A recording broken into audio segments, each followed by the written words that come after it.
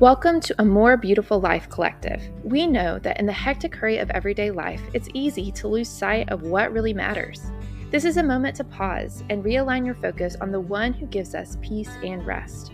We are focusing on discipleship, productivity, and homemaking as we live with eternity in mind. This is the place where you'll learn to create a life you love and cultivate your heart for God.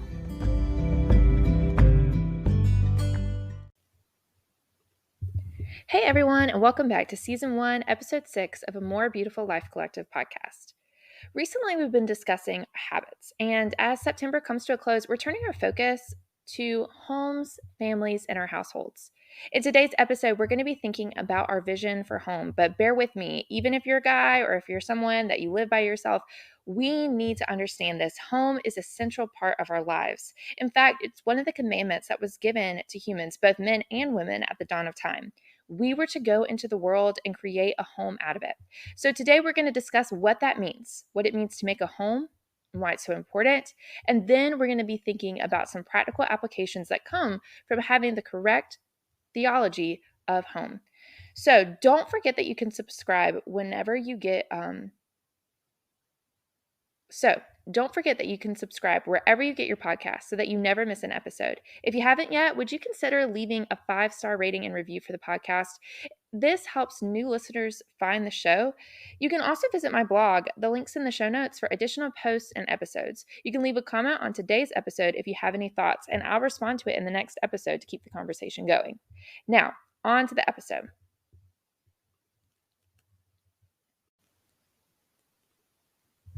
In the beginning was a garden, lush and vibrant. There was abundance and life. There was a father and his children, connection, intimacy, a family, a home. Eden was the perfect picture of home.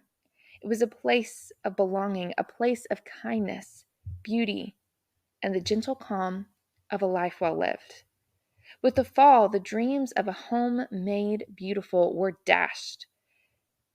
I was recently reading about home, and one of the things that they mentioned was that the second law of thermodynamics states that our world is always moving towards disorder and decay. We have talked about this before as we thought about our habits, that the world is moving to chaos and decay. And so sin has literally forced not just ourselves, but our whole world into a system that's bent on spiraling out of control.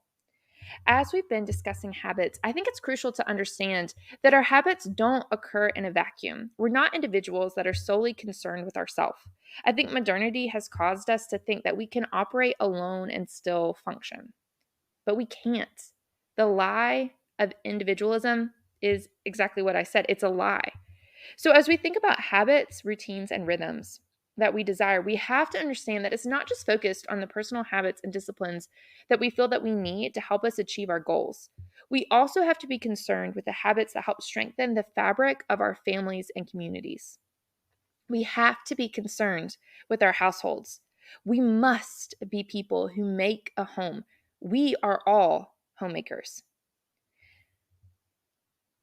One of my earliest memories involves the magic of Christmas time. So every year we had a host of traditions. We did lots of things with my church and with my family. But one of the things that I loved that would always create a sense of wonder and excitement for me and my brothers was waking up on the morning of Christmas. And we would be wearing our special Christmas pajamas. But instead of, what they do in movies, or maybe this is what you do in your household, instead of quickly racing down the stairs, we had to wait up in our rooms until our parents got up and set up the presents. So what they would do is they would say, you can't wake us up. If you wake, or your presents will turn into a lump of coal. Instead, they would wake up, they would make their coffee, they would, start breakfast, and then they would set out each of our stockings and gifts in a special place that they had prepared for us in the living room. After turning on the twinkling lights on the tree, they would give us the okay to come down the stairs. And they would set up everything for us. They prepared a place for us to create this beauty and this excitement for us. Thinking about that, I wonder if God felt the same way. When he set to work on the first day of creation, with powerful words, he spoke the world into being. with broad brushstrokes of light, of color, of warmth, of vibrancy. He made everything perfect. It was a place prepared for a people that he loved. As he welcomed Adam into the world, I wonder if Adam displayed the same wonder-filled awe that I did as I walked down the stairs on Christmas morning. It was a beautiful and special place, a home created by a father who loved him. In an episode of the Daily Grace Co podcast, Jen Pollock Michelle, which I've talked about her on the blog a couple times, she wrote a book in good time, but before she wrote that book, she wrote a book on home and the meaning of home called A Keeping Place. But in this podcast episode, she talked about the meaning of home. And I think in culture, well, I know this from the people that I talked to, we think of homemaking as something that's domestic. So it's the job description of maybe a house cleaner and a cook for your daily meals. It normally involves grocery shopping and meal planning, laundry, cleaning schedules, home management, watching the kids. All of those things come to mind. It would be, that's like the description of homemaking 101, if you ask the world. An old fashioned homemaker in pearls and a dress calling in beaver cleaver to dinner from playing outside. However, what Jean says is that really God is the first homemaker. The description given in Genesis is one of God preparing a home or a habitation for his people that is safe, abundant, and life giving. I think a homemaker is someone who makes a place of belonging for others. They participate in the same process that God did in the beginning, where they create this order out of chaos. And in doing so, they attempt to make a place where everyone they love can live fruitfully and abundantly. In fact, one of the commandments given was this. So I'll read it to you. It's from Genesis 1:28. It says, God blessed them, and God said unto them, be fruitful and multiply, and replenish the earth and subdue it, and have dominion over the fish of the sea, and over the fowl of the air, and over every living thing that moves on the earth. Sally Clarkson says in her book, Desperate, I'll read to you what she says. She said, this concept of subduing an area doesn't mean to rule over it in such a way as to tame it, but in actual context of the world means to exert your influence over something in such a way that it becomes subjected to your leadership and it becomes productive and fruitful. The command given to all humanity is to rule over the place where we are and turn that place into our own garden, to go and form our own Eden out of the chaos. This is what a homemaker does. I think sometimes we can look at that verse and instead of thinking about making something beautiful out of the chaos that's fruitful, we think of how we can subjugate a people or place for our own benefit.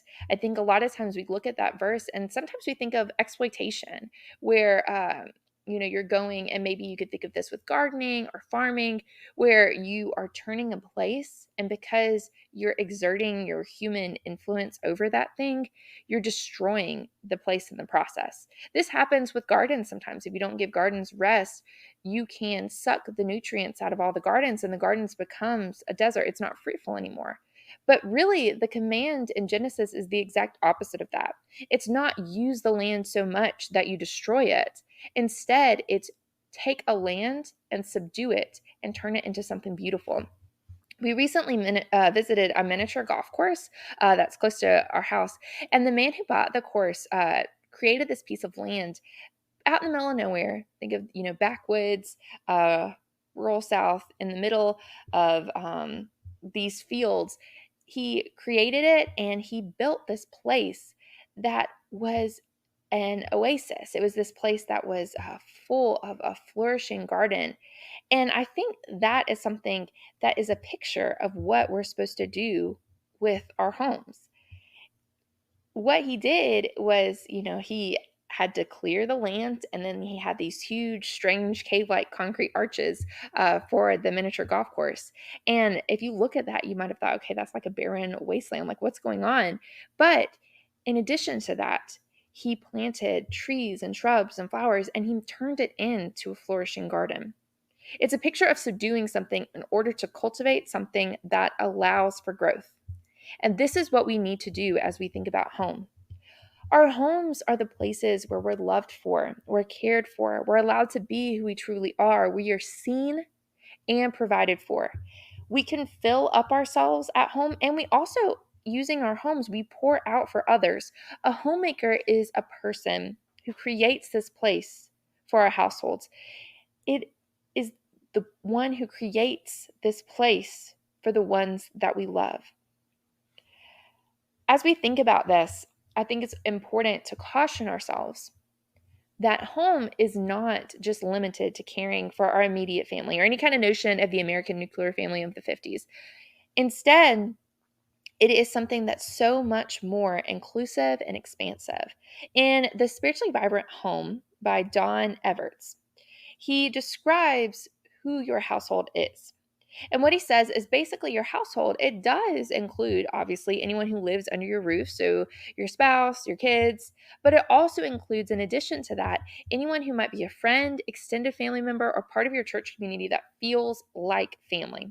So we can always remember, those friends from high school that could walk into your home and it just seems like they were one of the family. Or maybe you, whenever someplace, and your friend's house was a place where you felt like you were just one of the family. I had a friend growing up that we would go to the grocery store and we would specifically buy her certain groceries. We'd always buy cheese sticks and we would buy her those groceries and she knew exactly where they were. So anytime she would come over, she would go to the fridge, she would help herself, and she knew that we were going to have those things. She was one of the family where she knew where stuff was and she knew that she was always invited. And I think in our modern individualistic world, it can seem like that kind of relationship would be an overstep. That she would be entering into my space without respecting the fact that she was in my home and it was my family's things and not hers, that some kind of boundary was crossed. But I think what we find in scripture is the exact opposite idea of that. It's not that you have your own space that is sacred and it's just yours. Instead, we're commanded to break down these barriers of an isolationist culture. We're supposed to invite people into our homes and say, wholeheartedly believing it, what is mine is truly yours.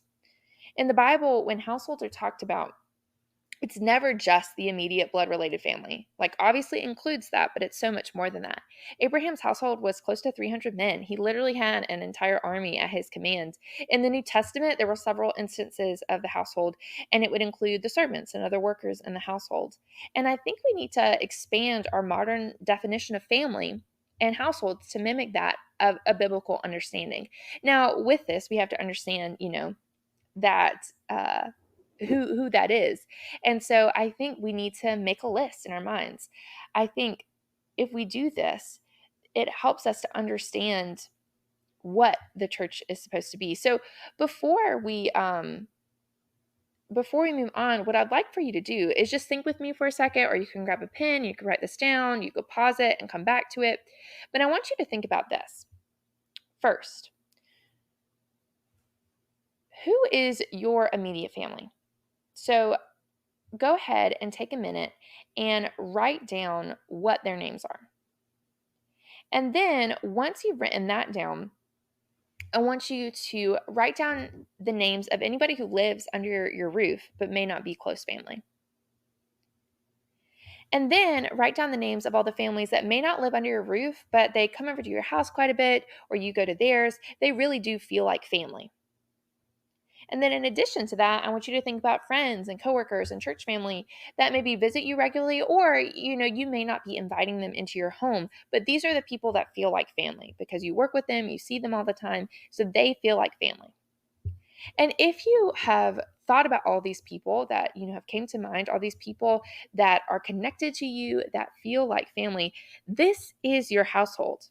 This expanded list is who you are creating a home for.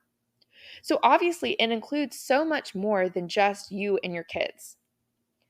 And in addition to this, I think something that's really cool to do is to consider now whose list do you be on? Who do you feel like considers you family? And then going on, and you're going to see this picture that it creates. Now think about the person that you would be on their list. Think about the other names that would be on their list, and you can start to see how it creates this web of people. And honestly, I think this is what the church is. This is how the church is formed. We always talk about how the church is not a building. Well, the church is built up of households. I think families are the building blocks of who the church is, and we are all interconnected households that hold fast to the truth of the gospel. We encourage one another and we lift each other up to serve one another and God with everything that we are. So, as you picture this, you could see how by this interconnected households, we're linking up. And if we're all connected and we're all living for God, you could see how that would have a ripple effect in the community, where because of the influence that you have on these other people, what you are doing is impacting other people that you may not even know, but it's because you're connected to them through a family friend. So, as you imagine this, I want you to consider what kind of home you are making for your households. And again, like I said, our households are so much more than just our kids. We are, in future episodes, we're going to talk about practices and habits and things that you can do for your kids. But I think it's important to expand our definition of households because I think that this matters for so many more people than just the people who have young kids or just the people who are considering how they can be homemakers for their kids. As I said before, we are all homemakers. We're not just limited by our gender. Women may be the one who spend more time at home, or maybe they're not. They may be the one who take over certain domestic responsibilities. But women, I would argue this, and this kind of goes against, common mainstream Christian women culture. But women are not the primary homemakers. I think whether you work full time in the home or out of the home, homemaking is going to be a partnership that must occur between the people who are in charge of that household. And again, the idea is that you're subduing your domain and you're cultivating it into a place that makes much fruit for God. So I think if you're single and you live alone, you could be a homemaker that produces fruit for God using your home or where you live.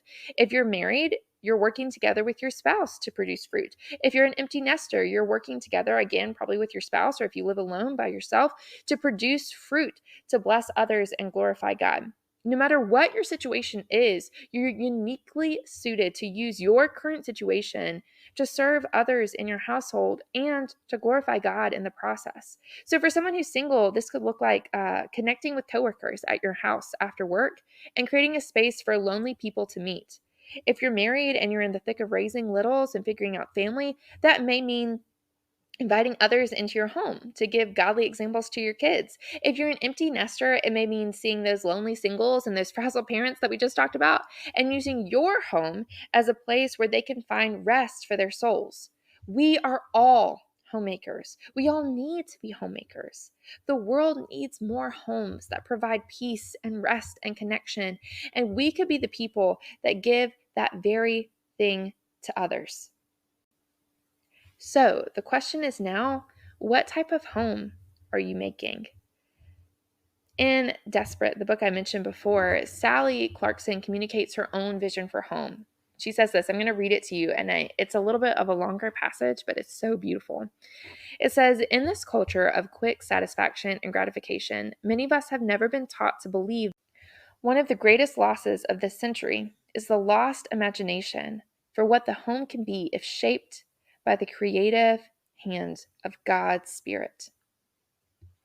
I think that is such a beautiful picture of the power of home, of the place that we can be, that our home can be if we set our hearts to it. I've been thinking a lot about what this podcast is about and what I'm trying to do with what I'm writing and what I'm saying. And as I think about all of this and how we can truly create a more beautiful life, I think at the heart of it is this idea that we're creating a life that we love, that will impact others for God's kingdom. And I think Sally Clarkson has a way of putting this. It's by figuring out our family puzzle, by figuring out our family puzzle, the way that we can fulfill God's purposes for us and the circumstances we are given, we can show others the beauty and deep joy that comes from serving God with our lives. I think in a shallow and anxious world, this kind of life is strikingly different and amazingly attractive to the people in the world. When we fit our heart to agree with God's heart, our desires more fully align with his world. And sometimes we will have suffering, we will have situations that we don't like, but we can overcome it because of the joy set before us. I think part of what we have to do whenever we're setting a vision for home is we have to understand, one, the impact that we have. Like she said, the souls of our children will last for all of eternity. But again, I think our homes, they're more. Our children obviously are important, But it's more than just our kids, it's everybody who's in our household. And so the souls of all these people that you're pouring into, they will last for eternity. And so I think, again, if we believe scripture to be true, the way that we shepherd these people, the way that we're directing them to God, it's going to last for all of eternity. It's going to have repercussions that are going to exceed our lives far beyond here on earth. And so I think what we have to do is we have to figure out what type of place you would like to create. Sally Clarkson, she talks about this, and again, a lot of it is framed from her life experience of homeschooling her kids and educating them at home. And she has a ministry where she invited a lot of women into her home and trained them and taught them. But I think what you can do is you can think about the types of values you would have for your home. And again, this is a perfect picture. If I go and I say, okay, this is what I want for my home, I want to do this thing. So maybe I would say, I like sports now, but whenever I first got married, I could care less about sports. It was just not my thing. I didn't care about football. So what if I had gone to my husband and been like, all right, I know you love football, but that's not in my family values. That's not what I want my kids to love. So you can't have that anymore. If I did that, then what I'm doing is I'm kind of, I don't know, I feel like I'm just kind of bulldozing the other person. And if I never have this conversation with them. And I think this is why it's important to understand, like, yes, women may have domestic responsibilities, but just like we've talked about, homemaking is so much more than folding the laundry or doing the meal planning. Homemaking is creating this vision for home where through your home, through the atmosphere of your home, you are directing people to God. And so, this is something that every person who lives in your home can have an impact and have a say in how you're going to do this. But I think this is something where you have to set the vision. And honestly, I would say this would be a point where really, you know, I think if you're married or if you are, the head of the household, you should be the one who is setting the vision if you're a guy. And so really you are the primary homemaker in the fact that you are setting up how you want your home to be made. And so you need to set the vision. What are you all about? And I think this is where that idea of a family puzzle is good and beautiful and right.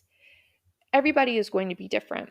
Some people you may need to have two income households. If both people are working outside the home. And so both people working outside the home, there's going to be consequences of that where, your kids are getting poured into by other people. And so you might have to do some more corrective things at home.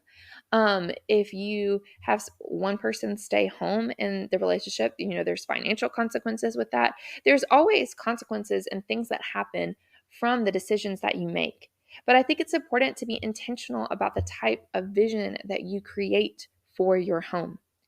Some of the things that you could say is we're going to be a culture that values books and stories and things that are good and beautiful to pass on to our kids so that they're filling themselves up with these stories. We've talked a lot about technology on this. It could be that, in our house, we do not have our phones out at the table. They're away. We don't let our kids have our phones all the time at home so that they can build the connections in person, face to face.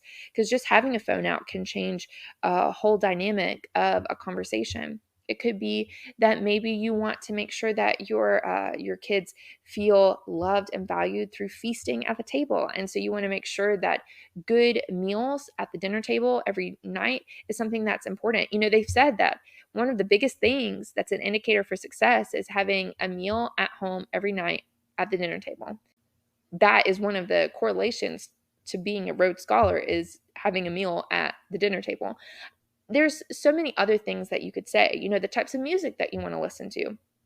I used to love music. And one of the things that I noticed is I was listening to so many podcasts, or I was just, thinking, and I would get stressed out, but I never had music on in the background. And it was something that I used to do so much whenever I was growing up that brought me so much joy. But it was something that I had just gotten out of the habit of doing. That's a habit that can be life-giving to your family. And that's something that the songs and things that you're playing in the background, it's going to be something that your kids remember for the rest of their life.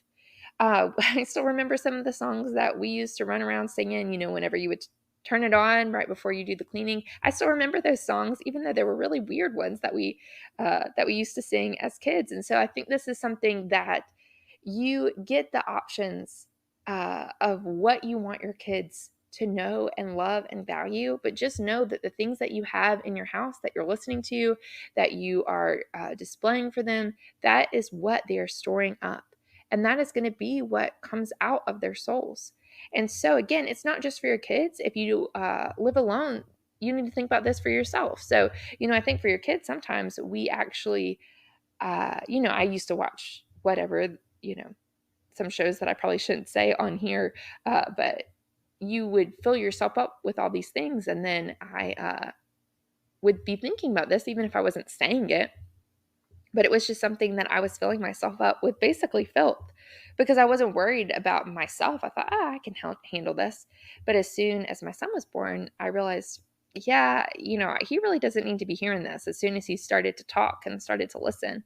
And so I changed what I was doing.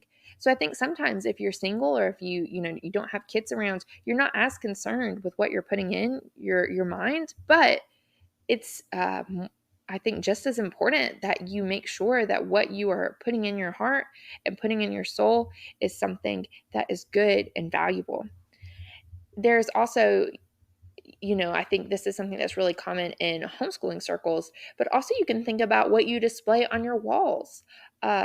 If you have Bible verses or pictures of great art or places that you love, pictures of your family that show this, whether it's your friends or your church family that show who you are and what you are about. These are things that can remind you and remind your household of who you are and what you are about. So as you think about this, again, you are creating, you are subduing your home, and you are making your home something fruitful, something that's going to have an impact for eternity because of the ministry that comes out of your home. Our home is a place of refuge. It's a place of comfort. It's a place where we can inspire our children and all those that we invite to pursue God more fully. And truly, truly, truly, what could be a more beautiful calling for our life than that? Over the next few weeks, what we're going to be doing is discussing some rhythms and routines to create a home that inspires, provides comfort, and develops into a place of peace for you and your family. So I hope you'll join me next week for the episode. If you've enjoyed what we've been talking about, you can check the show notes for the links to my blog and all the resources mentioned. Please also, if you wouldn't mind, it's just going to be such a help to do this. Please leave a 5-star rating and review for the podcast to help our community grow. And don't forget to subscribe to the podcast and the blog so that you never miss any of the great things that are happening. Now, I hope you go and build a more beautiful life.